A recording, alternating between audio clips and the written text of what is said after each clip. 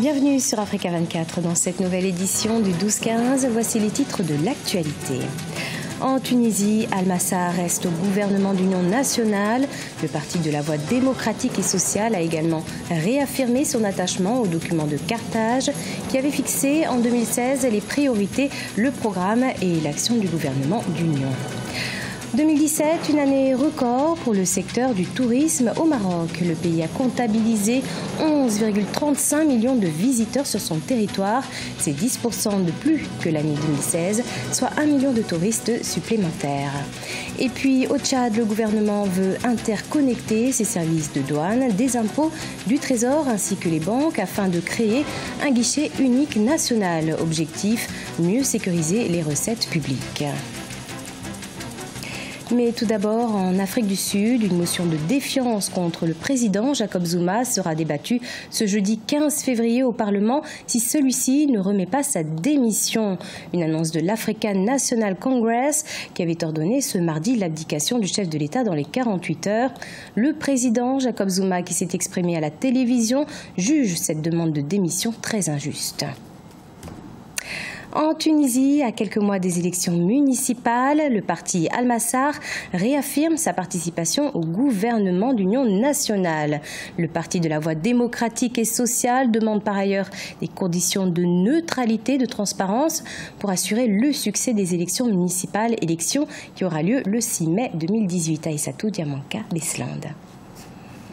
Le parti de la voie démocratique et sociale, Al-Massar, a réaffirmé qu'il restait au sein du gouvernement d'union nationale. Il a également réaffirmé son attachement au document de Carthage qui avait fixé en 2016 les priorités, le programme et l'action du gouvernement d'union. Le parti a appelé à l'amélioration des institutions pour gagner les enjeux économiques et sociaux. Il a insisté sur la nécessité de mettre en place des outils de contrôle pour garantir la bonne gouvernance et associer les partis signataires. Notre participation au gouvernement comme partenaire traduit notre sens de la responsabilité politique tant que le gouvernement s'emploie à combler les défaillances en matière de manque de communication avec les signataires du document de Carthage en juillet 2016, dans la lutte contre le blanchiment d'argent, le financement du terrorisme, la lenteur dans la mise en place des institutions constitutionnelles et l'actualisation des lois non conformes avec la Constitution. Le parti a invité le gouvernement à garantir les conditions de neutralité et de transparence pour assurer le succès des élections municipales, des élections qui auront lieu le 6 mai 2018. Je crois que la décision d'Al-Massar, après moult tergiversations, s'il décide de rester dans le gouvernement en mettant l'accent sur l'engagement politique qu'il a pris, je crois que c'est une très bonne initiative dans la mesure où la Tunisie est arrivée à un niveau où il faut véritablement faire abstraction de toutes les divergences et se retrouver autour de l'essentiel pour pouvoir reconstruire leur pays. A rappelé que le ministre de l'Agriculture, des Ressources hydrauliques et de la Pêche, Samir Betaïb, représente le parti Al-Massar au gouvernement d'union nationale. Le Maroc affiche une belle performance du secteur touristique pour l'année 2017, secteur qui représente 11,4% du PIB, un excellent pourvoyeur d'emplois avec 515 000 emplois directs en 2016, soit près de 5% des embauches dans l'ensemble de l'économie. Un sujet d'Aïssatou Diamanka, Besland.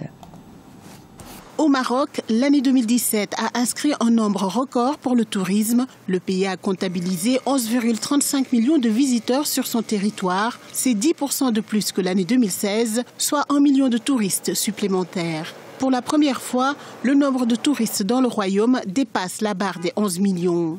Les nuitées dans les établissements d'hébergement touristique classés EHTC ont également enregistré une forte croissance de plus de 15% en 2017 par rapport à l'année 2016. Le taux d'occupation a atteint 43% en 2017, enregistrant une hausse de 3 points par rapport à l'année 2016. Les recettes touristiques en devises ont atteint quant à elles 69,7 milliards de dirhams en 2017 contre 64,2 milliards de dirhams en 2016, enregistrant ainsi une progression de 8,5%. Le secteur touristique occupe une place importante dans l'économie marocaine. Il est de plus en plus considéré par les autorités du royaume comme un secteur stratégique pour accompagner le développement économique national. Je crois le Maroc, depuis de nombreuses années, a fait des bons choix en termes de marketing territorial et de stratégie de promotion touristique à l'international, ce qui explique aujourd'hui pourquoi est-ce que ce secteur-là a énormément de succès. C'est un tourisme qui est diversifié, qui est varié, avec une bordure sur l'océan, une bordure sur la Méditerranée, avec le patrimoine qui est mis en avant au Maroc. Et puis, il y a de nombreux festivals dans le pays qui attirent énormément de monde. Et aujourd'hui, il en récolte les fruits. Le tourisme est le deuxième contributeur du PIB national et deuxième créateur d'emplois dans le pays. Il contribue largement à la création de richesses, à la diminution du chômage et à la pauvreté, avec une demande touristique globale représentant environ 11,4% du PIB. Au Tchad, une restructuration des régies financières a été opérée par les autorités en charge des finances publiques. Objectif, sécuriser les recettes publiques afin de faire face à la précarisation de la situation économique et sociale du pays. Une réforme qui se met progressivement en place. Reportage Mahamat Ramadan, notre correspondant au Tchad. Commentaire Corinne Kamse-Fehem. Au Tchad, dans l'optique de sécuriser les recettes publiques, le gouvernement va interconnecter les services de la douane, des impôts, du Trésor et les banques pour rendre effectif le guichet unique national. Le ministère des Finances et du Budget souhaite aussi construire un data center normalisé afin de sécuriser les opérations de commerce extérieur et faire le suivi des exonérations douanières. Bien entendu, notre effort ne doit pas se limiter exclusivement à la maîtrise de la masse salariale.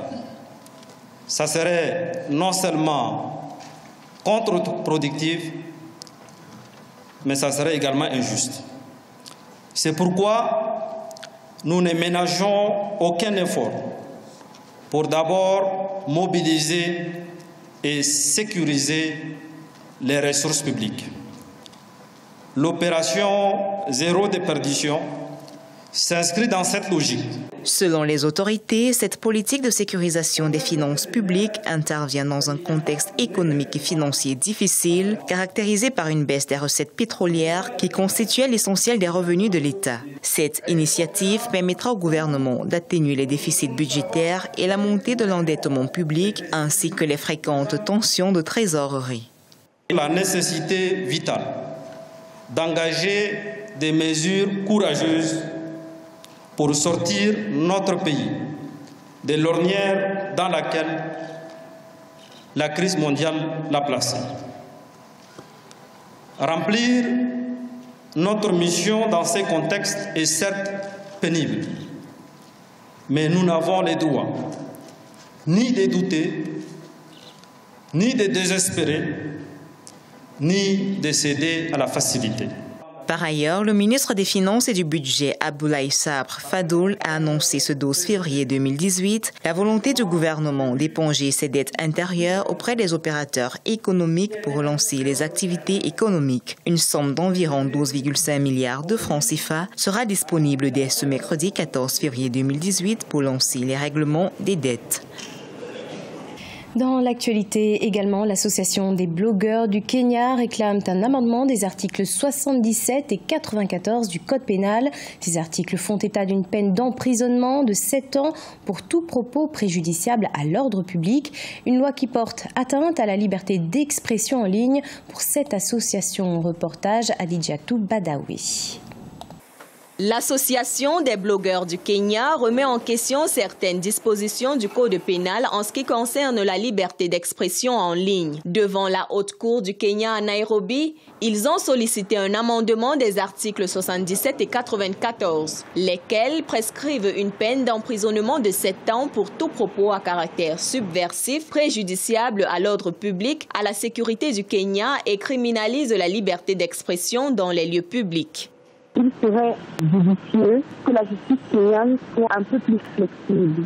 Même s'il est vrai que les blogueurs et les journalistes et les activistes profitent de l'Internet comme d'un espace politique, il ne faudrait pas non plus que les libertés fondamentales soient bafouées. Malgré la suppression de certains articles du Code pénal kényan ces dernières années, les blogueurs sont toujours victimes de la loi. Récemment, le journaliste Yassine Djouma a été arrêté pour avoir publié des informations dénonçant une attaque contre les forces kenyanes en Somalie.